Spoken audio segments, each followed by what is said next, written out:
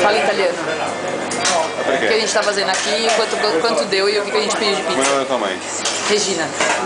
Regina, siamo qua a Venezia mangiando una pizza con la sua bella figlia che cammina qua tutti i giro nella testa per guardarla e adesso poi scambiamo le monete che era dentro il maiale.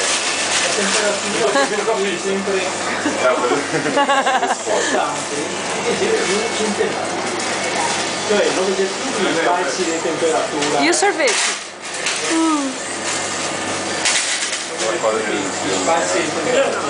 Aspetta che no. Exchange. Stai contando? E agora com vocês, Andressa Barros.